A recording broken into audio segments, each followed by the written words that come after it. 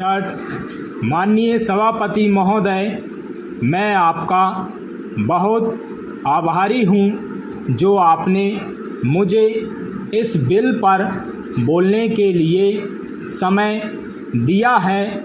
यह जो बिल सहकारिता समिति को एक समिति में भेजने का निश्चय किया गया है, जिस पर कल से बहस हो रही है, उस पर मैं आपके आदेश से कुछ कहना चाहता हूँ। श्रीमान, इस बिल को देखा जाए तो यह समझ में आता है कि यह कोई नया बिल नहीं है, बल्कि जो सन 1912 का कानून है उसी की लाइन पर बनाया गया है और कोई नई बात नहीं रखी गई है। श्रीमान, इसमें सहकारी खेती की बात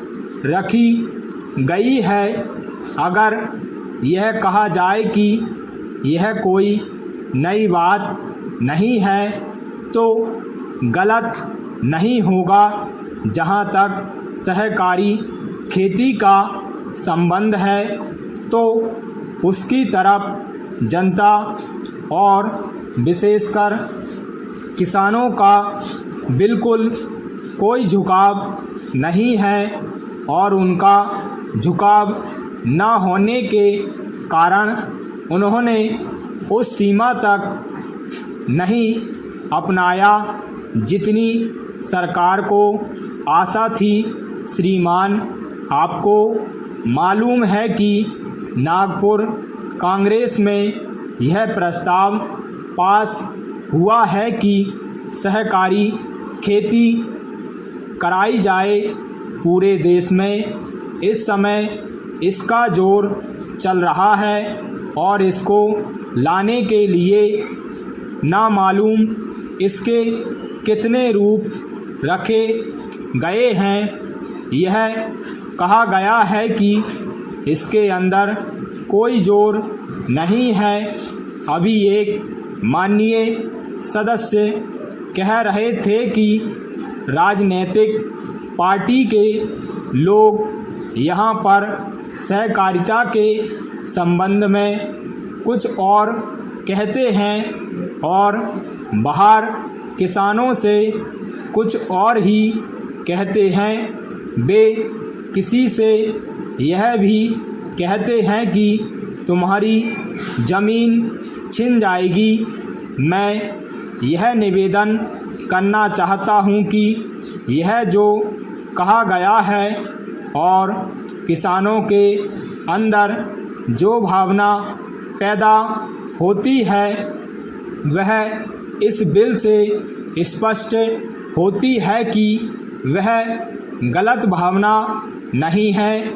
मैं यह जानता हूँ कि जब किसान पार्टी का जोर बढ़ा और किसानों की आवाज़ ऊंची हुई तो सरकार ने और हमारे नेताओं ने यह कहना शुरू कर दिया कि हम सहकारी खेती को किसानों के ऊपर लादना नहीं चाहते, बल्कि यह तो किसानों की इच्छा पर है। लेकिन इसके साथ ही साथ एक बात मैं पहले भी निवेदन कर चुका हूँ और फिर भी निवेदन करना चाहता हूँ कि नेताओं का अपना विचार होना चाहिए।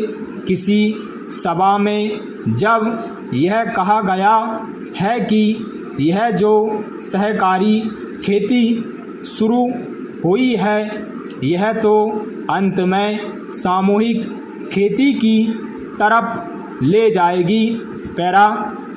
माननीय सभापति महोदय, उन्होंने साफ कह दिया कि अगर सामूहिक खेती होती है तो इसमें मुझे कोई आपत्ति नहीं है। मैं यह कहना चाहता हूँ कि इस बिल को देखने से यह साफ स्पष्ट होता है कि उस सहकारी समिति के जितने सदस्य होंगे वह अपनी अपनी ज़मीन को एक साथ कर लेंगे और अगर समिति से निकालना चाहेंगे तो एक साथ अधिक ज़मीन उसको नहीं मिल सकती है।